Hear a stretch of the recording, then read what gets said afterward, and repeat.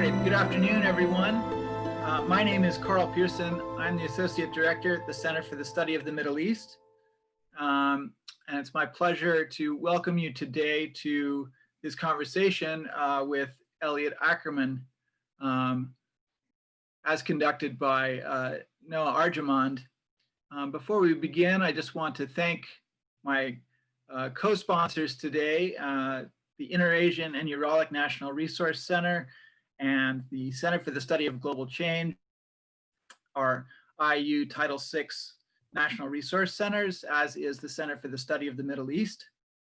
So thank you both for your co-sponsorship. And without further ado, let me introduce our guest and our moderator. Our guest today is the writer Elliot Ackerman, who is the author of a forthcoming book, 2034, as well as the novels Red Dress in Black and White, Waiting for Eden, Dark at the Crossing, and Green on Blue, as well as the memoir Places and Names on War, Revolution, and Returning. His books have been nominated for the National Book Award, the Andrew Carnegie Medal in both fiction and nonfiction, and the Dayton Literary Peace Prize, among others. His writing often appears in Esquire, The New Yorker, and The New York Times, where he is a contributing opinion writer. And his stories have been included in the Best American Short Stories and the Best American Travel Writing. He's both a former White House Fellow and a former Marine, and served 5 tours of duty in Iraq and Afghanistan, where he received the Silver Star, the Bronze Star of Valor, and the Purple Heart. He divides his time between New York City and Washington, D.C. He's joining us today from New York. And leading our conversation is Dr. Noah Amir Arjamand, who is the Mark Helmke Postdoctoral Scholar in Global Media Development and Democracy at Indiana University's Hamilton Lugar School of Global and International Studies. He has conducted sociological research in Turkey and Afghanistan, and is currently working on a book about news fixers who assist foreign reporters covering Turkey and Syria. Thank you both for joining us today. And without further ado, let me turn things over to Noah. Well, thanks very much, Carl, and the other sponsors of this event, and thanks very much, Elliot Ackerman, for joining us. I think to begin with, we'll actually kind of yield the floor and let Elliot talk a little bit about his process writing the book, and then to also read a passage from it. And then maybe I'll begin some questions, and then we can open up the floor to a broader conversation. That's fantastic. Well, first of all, thank you all so much for hosting me. It's great to be here, and I look forward to having a conversation about Red Dress in Black and White, but on anything else you all might be interested in as well. Red Dress in Black and White, for me, obviously the novel grew out of experiences I had had living in Istanbul. I lived there for about 3 years, moving to the city in order to cover the Syrian civil war, which was happening right across the border to the south. But interestingly enough for me that, in many respects, I wound up not only covering Syria, but covering domestic political events in Turkey between really 2013 and 2016, which for those of you who are familiar was a really tumultuous time. And one of the things that struck me when I landed in Istanbul, which was in the fall of 2013, was just that spring before, really in May, had been the Gezi Park protests, around which much of this novel is set. And, the Gezi Park protests were really the most significant political upheaval that had occurred in Turkey in a generation. Really a mass movement of Turks from all political stripes coming out in the streets to protest what many perceived as the overreaches of President Erdogan's government. So when I arrived in Istanbul, it was very much kind of in the wake of Gezi Park. And many of the people that I was engaging with, both professionally and personally, the reverberations of Gezi were very much present, not only in their public and political lives, but also very much in their personal lives. And that is a theme, I think, that underpins a lot of my work, not just Red Dress in Black and White, but this idea of, how does the political echo into the personal aspects of our life, and how do the two often mimic one another? So the novel Red Dress in Black and White, the present action of the book takes place over a single day, in which a woman, Catherine, who's married to she's an American expatriate living in Turkey, is married to a Turkish real estate developer, a man named Murat. And she is attempting over the course of this single day to flee Istanbul and Turkey back to the United States with her son, a boy named William. And she's doing this with her American lover, who is a photojournalist. And the present tense action of the novel is interspersed with flashbacks of Catherine's life, Murat's life, and elements of Peter's life.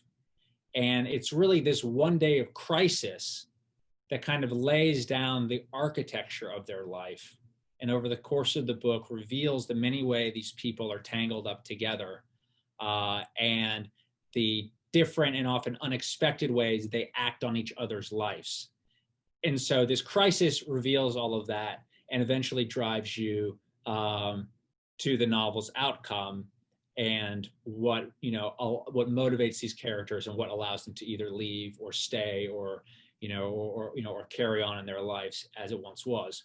For me, the book was very much organized that way because what I was experiencing as a journalist was seeing how this one crisis, which had really been that summer of 2013, had kind of revealed all of the architecture, both functional and dysfunctional, within Turkish society.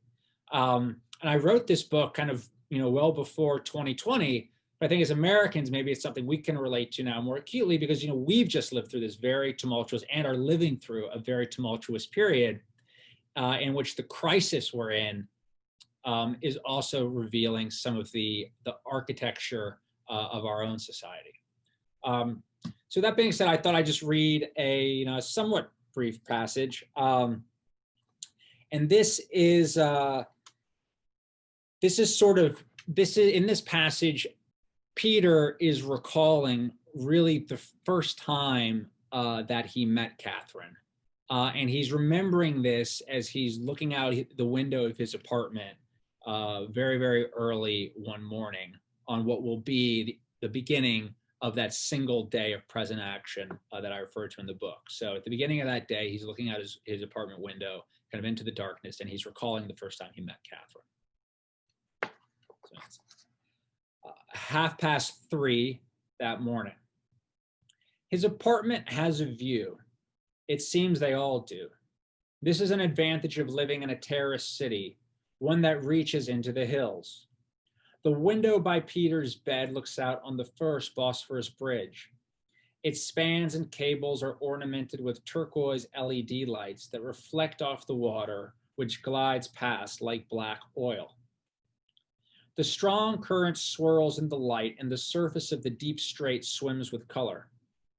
40 years before, the bridge's construction had been touted as a great triumph, even though an unspoken shame surrounded its completion.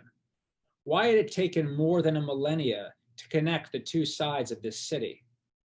Looking at the bridge, he thinks of his exhibit from earlier in the evening, of Denise and the others, including Catherine, staring at two disconnected versions of themselves.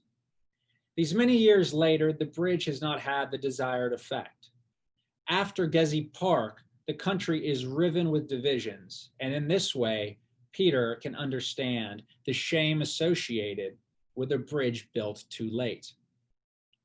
His head is on the pillow as he watches the current, hoping it might hypnotize him to sleep. The sunrise is still a few hours off, yet his mind roams, keeping him awake. Catherine knows he plans to leave. He feels certain of it. He feels equally certain that she can't come with him, even if he wanted her to, which he doubts. She is bound up in Murat and their son. Perhaps this is why he had succumbed to their affair in the first place, because he knew that it could go nowhere, that it had to finish in this way.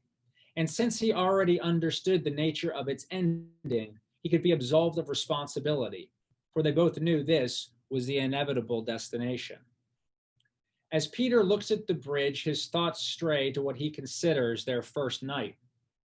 Although they had met for dinner once before at the Istanbul Modern, this meeting occurred a few days later when they had bumped into one another at a gallery opening for the controversial artist Taner Ceylan, whose violence, sexually charged and hyperrealist paintings resembled photographs. After the event, they had searched the crowded streets for a taxi and had then wandered onto the bridge, which was more like a highway and usually closed for people to walk across. But it was open that day, so they had chosen to cross it together and, perhaps with a bit of luck, to find a ride home on its far side. In the center of the bridge, she had approached the railing, staring 200 feet below at the dark, churning current. She waved Peter toward her so that he might look as well. "Come here, Peter." He remained a few steps from the railing and didn't move. "Don't you want to look? We're right between Europe and Asia. We're not on any continent." She leaned deeply over the railing. "This bridge is my favorite place in the city." "This whole city is a bridge," said Peter. "Maybe so," said Catherine. The Bosphorus ran dense as mercury beneath them. Peter glanced to its banks, to the two continents, to Istanbul, a city so illuminated that it vanished the power of the moon. "But you can't live on a bridge." "Why don't you come away from the railing?" Peter suggested. "Are you afraid of heights?" she asked. The wind was quick to carry away her voice, and he could barely understand her. "Everyone develops a single existential fear," she continued, but now she wasn't looking down. Instead, she stared at him, and he could see the light from the water reflected from below, its projection playing off her eyes. "For instance, my husband. His fear is that he won't be a success, or at least that he won't measure up to his father." Peter offered a confused look, revealing the absurdity of this fear for a man whose business conquests riddled the skyline. "It's not as ridiculous as you may think. None of us see ourselves as others see us. If only we could. Our vision of ourselves is like our voice. The world hears us one way, but inside our head, our voice sounds entirely different. There's no possibility of recording that voice, of sharing it with anyone. We go our whole lives without another person ever hearing us the way we hear ourselves. How a person sees themselves is the same, and there is no clearer way to understand a person's vision of themselves than to understand those insecurities, to understand that one fear." It had rained the hour before, and the bridge light shone on the wet pathway. He asked what her fear was. "Why should I tell you?" He took one cautious step and then another, shuffling his feet as he transferred his weight, as though at any moment while he was drawing closer to her, the ground beneath him might fall away. Then he lunged forward and gripped the railing as desperately as if it were flotsam on the open ocean. He glanced up at her, smiling the heedless smile of an idiot, his eyes searching for some reaction, as if she might reward what he perceived to be his conquest of fear, or, put another way, his courage when grasping the railing, even though he was paralyzed by heights. That night, as they stood on the bridge, the wind kept snatching away their voices. Peter had needed to lean in close to Catherine so that he could be heard. "The idea of falling terrifies me," he confessed. "I can feel the vertigo in my stomach." "The vertigo isn't from your fear of falling," she said. "It's from your hidden desire to jump. That's why we feel vertigo." Peter pressed his body against the railing and took another, deep look at the water below. "So are you going to tell me your fear?" he asked. You weren't paying attention, she said. I just did. She told him to feel how her heart was beating. He reached for her wrist to take her pulse, but she said, we aren't children, are we? And placed his hand elsewhere. They had continued their crossing, and on the far side, they finally found a cab. He held open the door for her, and they climbed inside. Peter gave the driver his address. When he glanced back at Catherine so that she might give her address as well, she said nothing. Their taxi climbed the steep, winding roads, and through her omission, they both made their way back to his apartment. Neither of them spoke. Their eyes avoided one another's in the back seat. Past the door, a rocky bluff plunged hundreds of feet below. Peter was turned toward his window, away from her. He couldn't help but look at the drop. So that's the first time that Catherine and Peter really meet one another. And what follows in the book is their romance, but we also see the way their romance threatens to really collapse the architecture of many, many people's lives. So anyway, so with that, I hope we can have a conversation, and I'd love to answer any questions you all have about this book or any other of my books. All right, well, thanks so much for that reading. I think you've set us up well to begin a conversation. And as you've laid out, there are, in my view, kind of four principal characters, I guess, of the book. But there's Peter, there's Catherine, Murat, and then also Kristen, who you haven't talked about too much yet. And I think probably there'll be some questions about that. So I'd like maybe to begin by asking one question about each of them. So I found them each intriguing in their own ways, and then maybe we can open up to larger questions. And well, that passage was about Peter and Catherine, but even in that one, what we heard was the close attention that I saw throughout the book to the built landscape of Istanbul, to construction going up, or perhaps construction delayed in some cases.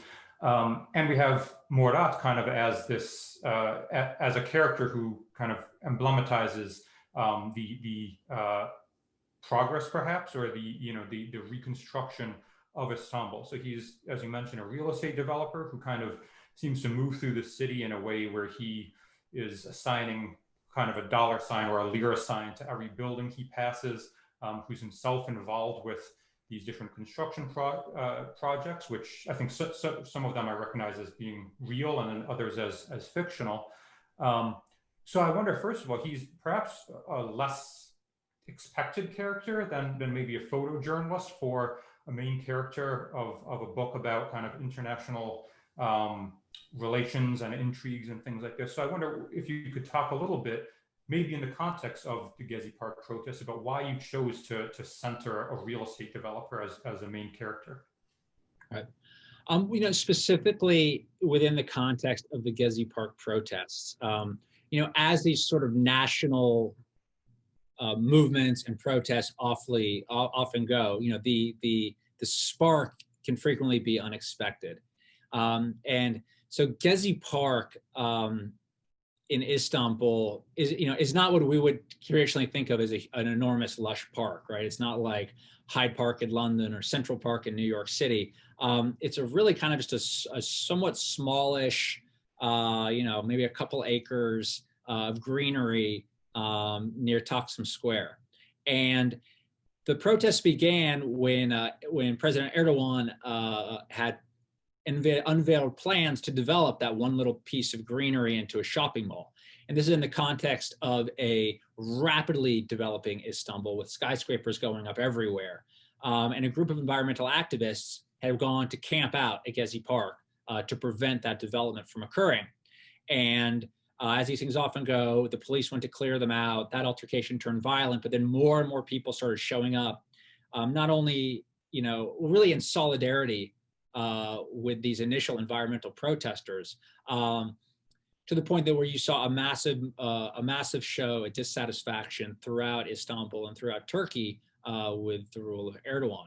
So back to Murat, the idea of having Murat as a real estate developer just then kind of made natural sense. What would it be like to see these protests through a real estate developer's eyes?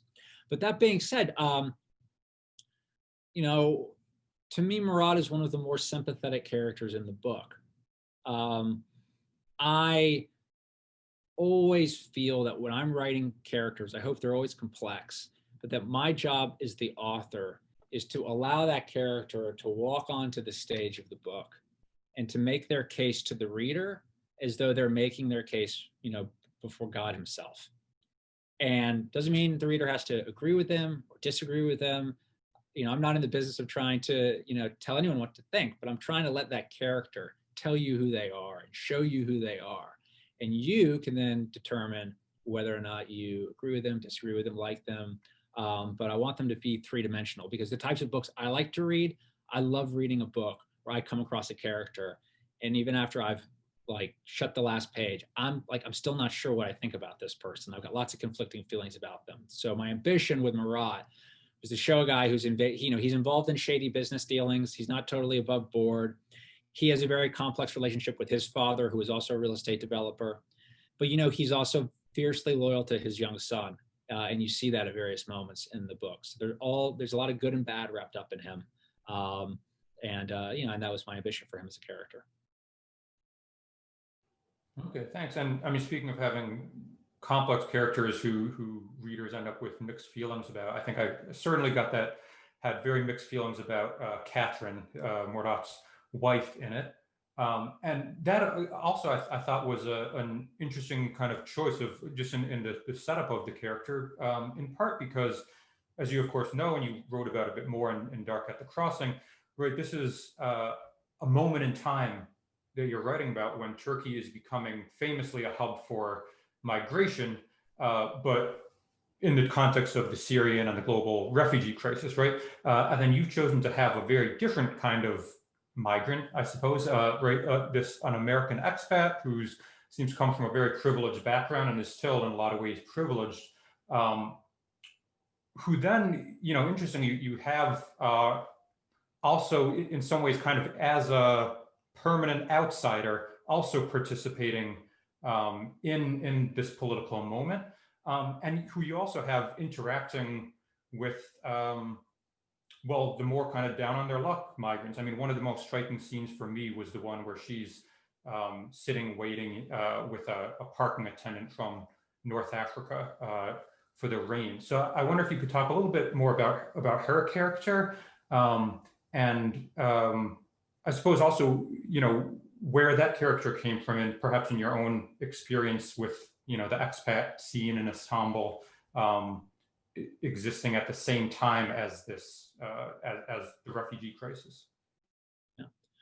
Well, I think I think you hit it on the head. You want to show not only complex people, but people who are in complex situations. And Catherine is, in some respects, a migrant of sort, although she's a migrant for far less sympathetic reasons. She's sort of a migrant of, at times, her own vanity, and her own inability to understand herself.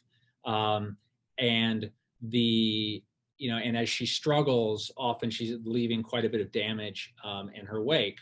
But at the same time, she does have a true and very strong protective love for her son.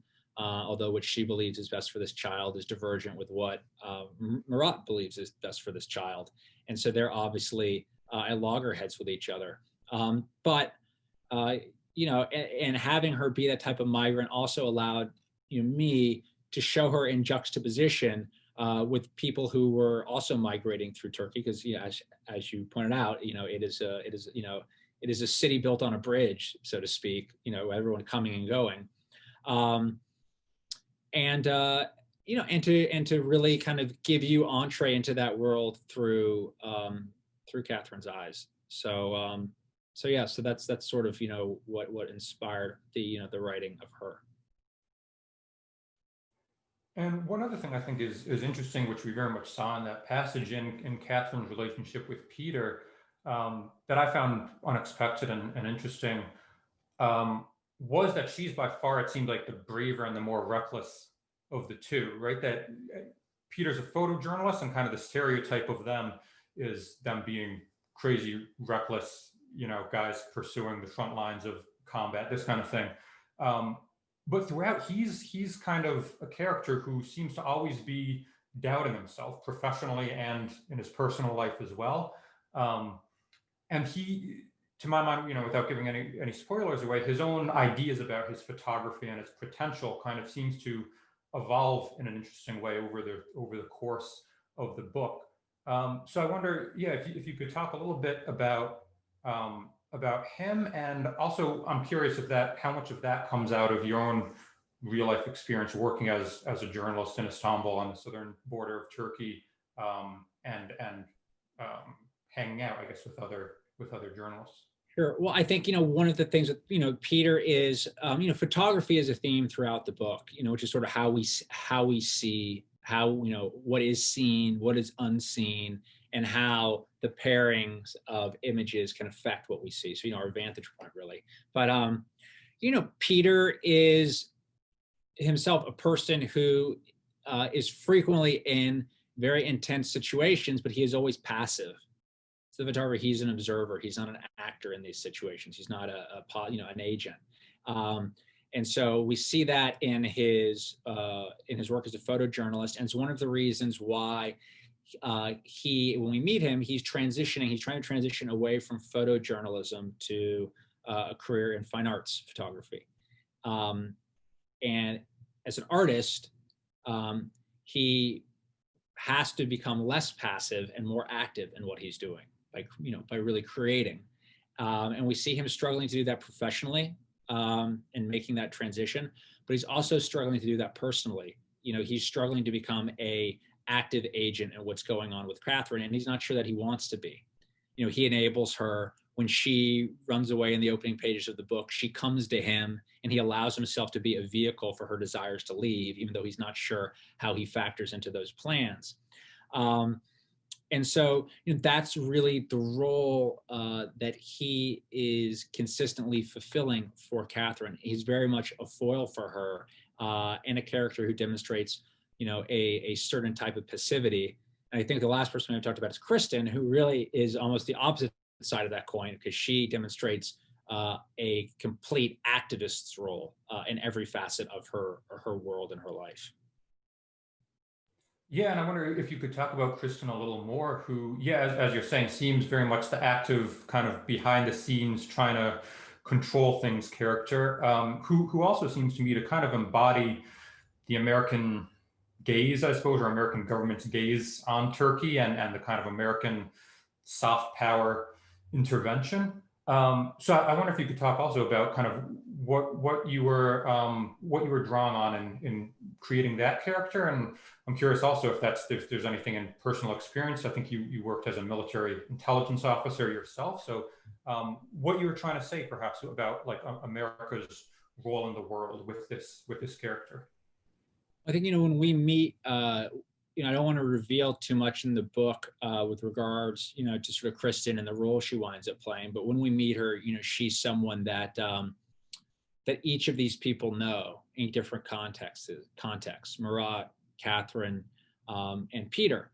And we see how she plays sort of an essential role in each of their lives, working for the U.S. consulate in Istanbul. But she is a little bit of a cipher at times. She is someone each of those primary characters turns to, whether for financial support or even emotional support. We come to learn the profound role that she plays in their lives, and her motivations for being involved with each of them. So I don't want to say kind of too much more on that, because if you enjoy the book, I don't want to take away the enjoyment of the book. But she is someone who, often acts indirectly. And I think I kind of want to show you, not even specifically to the U.S. government, but to just show that, oftentimes, we cannot see the forces that are acting on us as we navigate our lives. And Kristen in the book is very much the embodiment of those many unseen forces. Okay, fascinating. Well, I think we can open this up to questions. So I think if you have a question, you can just go ahead and write in the chat question or me next or whatever. Let's see, as those come in, I can hold up the book for anybody who hasn't read it yet. Black Dress in Black and White. And actually, maybe as we wait for other questions to queue up, there's one other kind of scene that struck me as very significant of this image of the two birds, which I think William captures with Peter's camera. I wonder if you could talk a little bit about the title and the book design and where those came out of as getting at kind of central ideas of the book. Absolutely. So the title of the book, Red Dress in Black and White, is for anyone who's familiar with the Gezi Park protests, one of the really iconic images that came out of those protests was this photograph called The Woman in the Red Dress. And it was taken a couple days into the protest. And as I mentioned, when this all erupted, it was, this handful of environmental activists. But what struck so many Turks was how just sort of everyday people who never thought they would take to the streets wound up taking to the streets.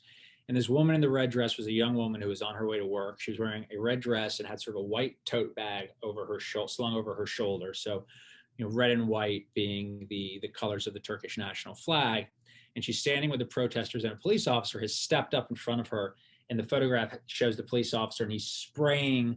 He's got a nozzle from a can of pepper spray, and it's launched a blast right into her face, and her black hair is sort of swept to the side, obscuring her features a little bit. And that really kind of became the iconic symbol of this movement. So one moment of the book sort of presupposes that, that Peter was there that day. And Peter actually also got a photograph of this woman. However, unlike the photo that became an icon, or became iconic, Peter took a similar photograph, but in black and white. And so it did not become iconic. And so it's this idea, again, about how we see in the juxtaposition between people and color. And so one of the ways in the book, as Catherine is sort of on the run, trying to get out of Istanbul with Peter, Peter has sort of a number of these interactions with this young boy, William. And one of the things he tries to do just to connect with William is, he lets him play around with his with his camera. And William is able one day to sort of take this very striking photograph of these two birds leaping off of Peter's balcony. And one is perfectly black and one is perfectly white. And they're caught sort of in this moment. And when Peter sees the photograph, he can't tell whether or not the birds are taking off or landing necessarily. They're just sort of suspended there in the air. And that photograph takes on sort of importance throughout the narrative of the book. Perhaps a bit like the suspension of some of the characters. So yeah, we have a question here. Christine, did you want to say it, or I can read it as well if you're... Okay, well, so a question from Christine, wondering why you chose to make most of the characters expats in Istanbul and not more focused on Turkey itself, given that those characters don't reflect the stakes most Turks have in the main event of the book, the Gezi Park protest itself. I chose the story that, that became apparent to me. Like, you don't always pick the story. Sometimes the story picks you. So, this is what was taking shape in my imagination. I mean, it's a book with a number. There's a character, Denise, who is a Turk who features very prominently in the book as well. But it's also, I'm often very interested in my writing, where worlds are kind of rubbing up against one another. Turkey itself too, particularly Istanbul,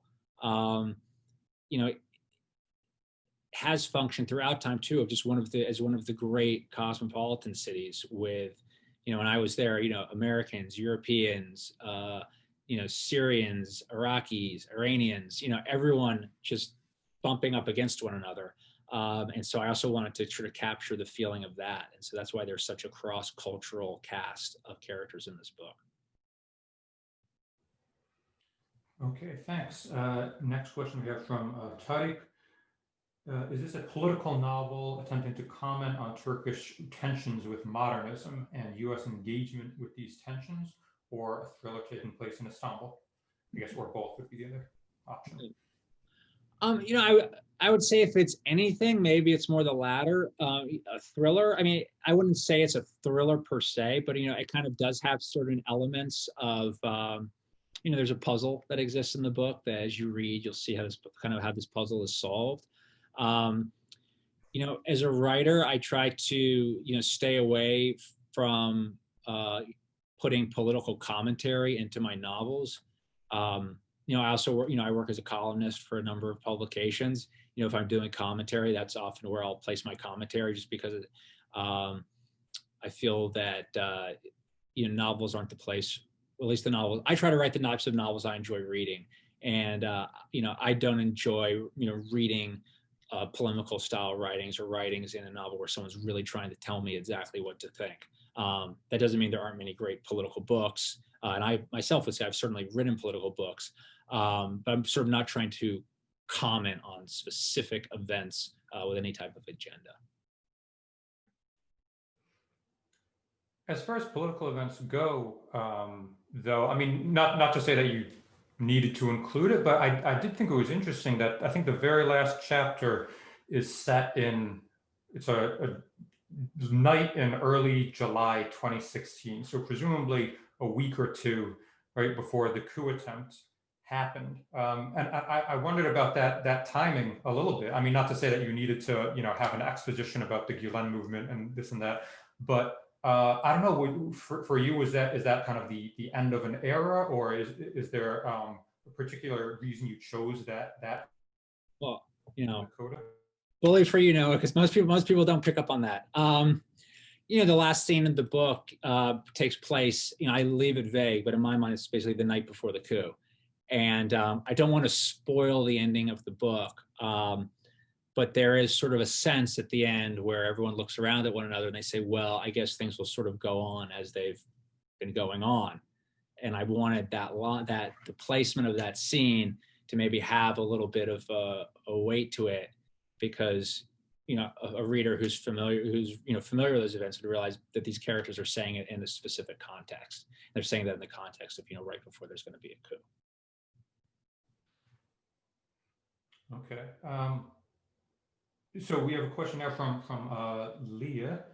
Of all the cultural icons in Istanbul, how and why did you settle on the Istanbul Modern as a setting and almost as a latent character of the story?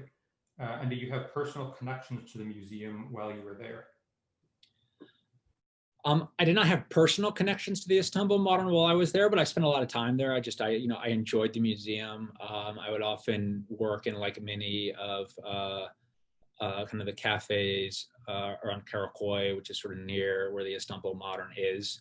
And so the more I was sort of, thinking about this book, thinking about Catherine, who she was, what institutions she would be tied into in the city, it seemed to make sense to me that the Istanbul Modern would figure into it. And your comment on how it sort of feels like a character in the book, I appreciate that coming. One of my ambitions with the book and hopes was to always sort of have the city itself feel a little bit like a character, to make it feel kind of alive in that way. It's a city that I really love. And when I have an emotion to, and love being there. And I wanted to try to transfer some of that to not only readers who are very familiar with Istanbul, but some of them maybe who never were. So I was very conscious of trying to really give the city and the places in the city, time on the stage and time in the story. Yeah, and I think the other piece of architecture that struck me as also kind of being part of the character building of Istanbul was the Beşiktaş Stadium, which was, I was living there when it was under construction for ages and ages. And that's something where Murat is involved in the building of it, and it's tall. And I know there's also a subtext to that where, the Beşiktaş soccer hooligans played a big role in the Gezi Park protests and things like this.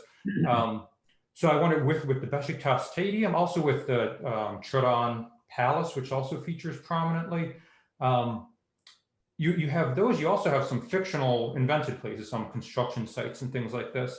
And I wonder, kind of, I guess if you could comment a bit about kind of this mix of incorporating real things that then kind of perhaps resonate with some readers, and then mixing in also entirely fictional venues together with that.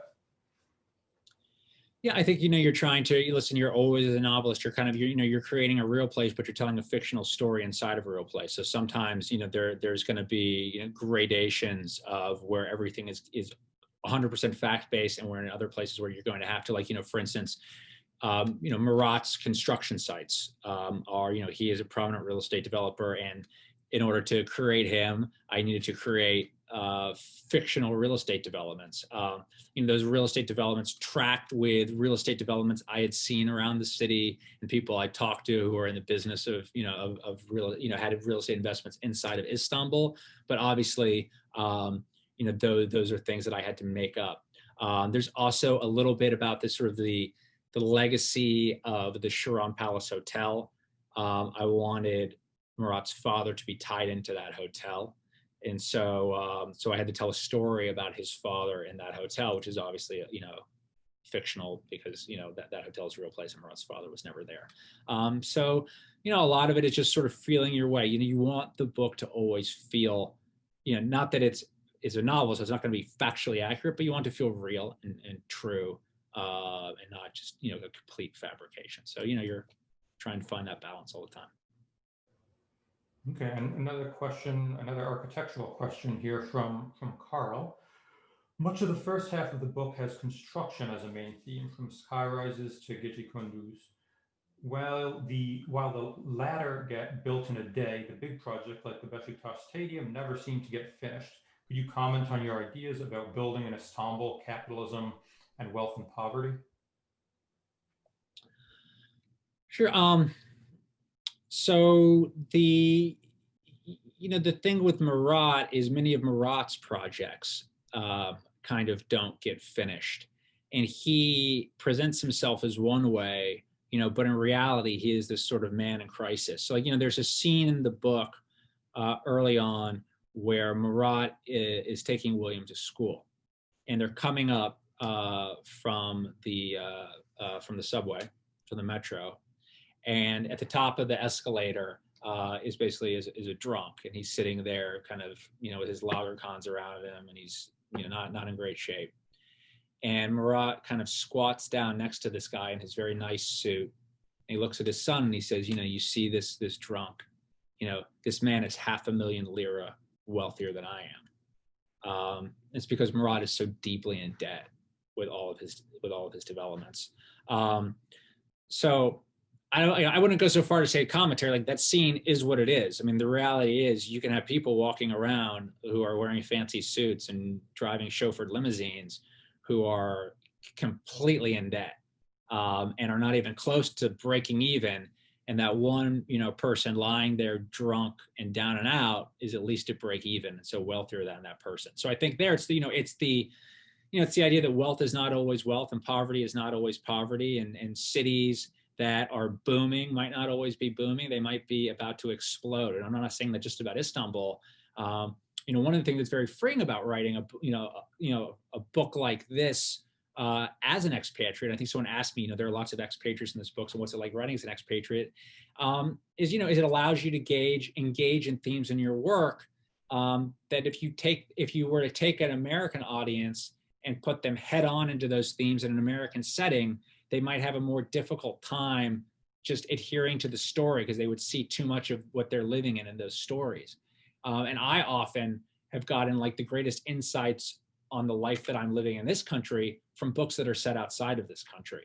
And so I think is just a freedom to that as a reader and also as a writer. And I'm certainly not the first person to do it. There's a very long tradition of expatriate writers having to remove themselves from their immediate surroundings in order to kind of write works that engage with themes, in their own environment. And especially of them ending up in Istanbul in particular. Yeah. Yeah. So I wonder, so the next question here from Leah, she writes, also, I wonder if you could speak a bit more about Christian. She seems to be the only character who can play the long game, yet she seems to have moments that are surprisingly antithetical to her nature and motivations, especially at the end, in the final reveal, though I won't spoil that. Yeah, I don't want to spoil the final reveal, but I will say it gets against this idea of, often people aren't necessarily how they always present themselves to be. Though what we perceive as outward signs of wealth and affluence can often be, hiding an erosion that is occurring from within. And that often people who seem to be complete pillars of control and order, and they have everything worked out, and they are always playing very far ahead in a very controlled way, might not always have their lives and the situation around them quite as well in hand as you might think. Okay, thanks. And let's see, I don't see anything queued up for the moment, so I'll jump in with another question of my own. So you mentioned, of course, talking to journalists, also talking to people involved in real estate in Istanbul. I wonder if you could talk a little bit about kind of your research projects or your research process for this and for other books as well that you've written. I mean, your first book, Blue on Green, or is it Green on Blue? Green on Blue. Sorry, Green on Blue. Seemed very much to kind of take an almost like ethnographic perspective of trying to get into the minds of somebody in a very different position in politics and in the world than yourself. So I wonder if you could talk a little bit with this book, and also kind of generally what your approach is to research, or maybe, I don't know if you call it research, but immersion, or you take kind of a journalistic approach. Are you interviewing people and kind of fact finding? What's your process? Yeah, I'd say my process is sort of one of trying of eventually reaching critical mass. And what I mean by that is, working as a journalist, I'll often be, I'm in the world and I'm meeting people and I'm writing stories. And oftentimes I'm living in the places that I'm writing about. And I won't necessarily have a novel in mind, but I'll start seeing things. Then ideas will start coming to me. And eventually, I will just sort of I'll reach a kind of a critical mass of, the idea of a story, what it should be, and a critical mass of understanding, my surroundings, where I'm able to start to write. And I'll start to write, inevitably I'll probably hit things where, I don't know this, I need to know more about this. And at which point I'll, seek out that knowledge either through talking to people, or, independent research, things like that. But really the largest hurdle for me is sort of reaching this critical mass. So in some cases, when I wrote Green on Blue, I had spent at that point 4 years in Afghanistan before I ever started writing. So I had reached critical mass with that subject matter as I sat down to the book. For instance, with Red Dress and Black and White, I'd been living in Istanbul, for almost a couple years before I even started writing this novel.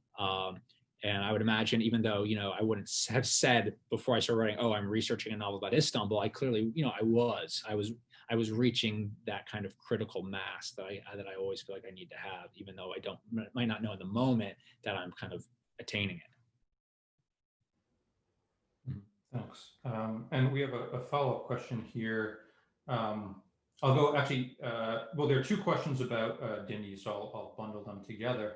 So on your reflections of Kristen, do you see Denise as her counterpoint, the person that keeps her in balance, much like what Peter is attempting to do with his photography exhibit at the beginning of the story? And the other question also about Denise is about what he's supposed to represent in this story. I think Denise sort of represents a freedom of being, a person who really, marches to the beat of his own drum, personally, politically, and is someone who at times can seem like they're out of control, whereas Kristen at times always seems as though she's in control. So I would say that's maybe what he represents, but I sort of don't engage, sometimes it sounds hokey to say this, but I'll just say it.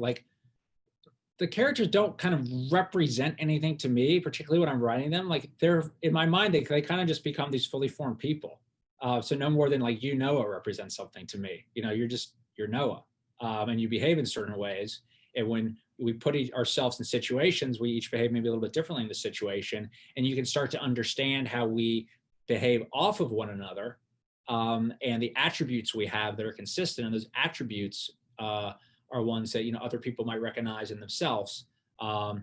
But it's not as though I set out writing a character where I like write down the attributes of this is the type of person this is, and I'm going to form a character around them. It's more I can see the person, I see how they behave, and then I start to understand what they represent. Okay, and kind of a follow-up question on character development. Kasha is wondering if these are to some extent based on real people, on expats you've known, or if you tried as much as possible to kind of invent them from whole cloth. Yeah, they're not based on people I know per se, but sometimes little things they do might be based off of things I've observed in certain people. One thing I will say I typically do is as I'm writing a character, particularly in very early drafts of a book, I will often give that character a name of someone I know, not because they are that person, but I'll be like, Peter is very much like, Joe. He's sort of Joe-ish, or he's, and I call a character Joe, and like he has a little bit of that essence of somebody I know. Then inevitably the character will start to take on a life of their own and will diverge from that person who I know in very significant ways. And usually in 95% of the occurrences, they kind of wind up with their own name and change and become this person entirely their own. I will say in some cases, even when a character changes in my books, there have been instances where I will retain the name of the person I knew, just because that name really does seem to fit. And I will say that actually Kristen is one of those people. I know Kristen. She is not the Kristen in the book by any way, shape, or form, has never done any of that stuff, but she has a Kristen energy that the original Kristen has. And because of that, she just sort of wound up staying as Kristen. But that's the only character in the book where that's the case. And it's interesting also, just in the course of this conversation, my impression has been that you sound a bit more sympathetic to the two Turkish characters, toward Murat and Deniz, than toward Kristen, Catherine, and Peter. I wonder, do you think that's true, or why? Yeah, again, I very much try to like not judge any character, and I want to everyone should get their due. So I feel sympathetic to Kristen. I feel sympathetic to all of them, because if I can't view the world through their eyes, I shouldn't be writing them as a character.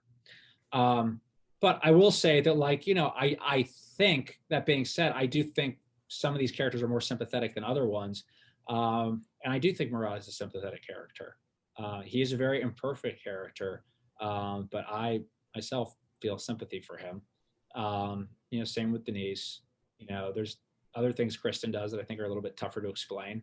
Same with Peter. So yeah, I think that's maybe an adequate representation. But read the book. That's what's really that's where you'll really kind of see it. Yeah, fair enough. Okay, another question. Okay, so from Eli. You have a novel coming out in a few months. Can you tell us a little about that book and what you're working on now, your next project? Sure. So the novel that I have coming up, it's coming out in March, and it's actually the first for me. It's a collaboration. It's a book I've co-written with Admiral James Stavridis. Admiral Stavridis is the retired 4-star head of NATO, and we actually both went to the Fletcher School of Law and Diplomacy, so knew each other as alumni, and we have the same editor at Penguin Press, and so he had pitched to our editor the idea of a book that would be imagining what it would look like if the United States and China went to war. And our shared editor was like, well, why don't you work on that with a novelist? And aren't you and Elliot friends? Maybe it's something you could do together. So we kind of embarked on this project together to try to imagine, what that would look like. And the book is, I think, a fun book in so much as a book about, war with China can be fun. But I mean, in so much as like it moves quickly, the chapters are short. It's got a very wide cast of international characters. And I hope people enjoy it. And I hope it makes people think about, the direction we're going in that part of the world as well. And when's that coming out? Comes out in March, and the title is 2034, which is the year that this war nominally takes place. Okay, well, looking forward to it. So we have another question from Lisa here. Photography and visual representation play a significant role in the book. Are you a photographer? Do you think that outsiders are able to picture a place more fully than someone who lives there? And she thinks about Robert Frank's iconic project, The Americans. Are there any specific photographers that inspired the work that Peter creates? I am not a photographer, or at least not one of any accomplishment. Although I love and admire photography. Like behind me is a beautiful photograph of Sanaa that I've always liked. So, but that being said, photography certainly plays a key role in the book because it's all about the different ways people can see and approach the places in which they're living. With regards to whether or not outsiders are able to picture a place more fully than someone who lives there, I think that's interesting. It's interesting in so much as, like, for instance, as a writer, I have always found it easier to write about a place if I'm not actually physically in the place. So this book I wrote, for instance, like the first draft of this book, I wrote about half of it while I was still in Istanbul, and then I moved back to the US and I finished the last half of it in the United States and edited it in the States. And I actually found the parts where I was writing in the States to be a little bit easier than the parts when I was writing in Turkey, for whatever reason. I suspect it's because, particularly with a book, if you're not actually in the place, it allows that place to begin to take up residence in your imagination more easily than if you're confronted every day with the real thing. And with regards to photographers that Peter admires, I'll say in the book, a photographer who comes up here and there is Karsh. That's mainly because I like Karsh. I like his portraits. So I find them interesting. This idea of how he elicits a person's character in a single portrait. Okay, thanks. And I wonder, so Carl, are we wrapping up in the next minute? Is it a 1 hour? Yeah, that's what we had scheduled, but if we want to go a few extra minutes, I'm sure if that's okay with Mr. Ackerman, then we can. Okay, sure. So yeah, I guess we can ask this one last question from Tarek, asking again about the importance of location for the plot of the story. How relevant is the location in Istanbul as part of the story? Could you imagine writing this in a different place? I would add to that. No, I couldn't. I mean, the city is a character in the story. So the city, in the events that occurred are central to the book. Both in terms of its plot, but most importantly, thematically as well. So, it's a book about many, many, many topics. But Istanbul is certainly a topic in the book and a character in the book. All right. Well, we can wrap it up there. So, Elliot, thanks so much Thank you for your time, for your insight. Thanks again to Carl, Kasha, and Eli for sponsoring both this event and also the reading club that we had that we all enjoyed.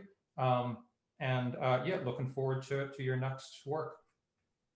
Great. Thank you all so much for having me. Thank you very much.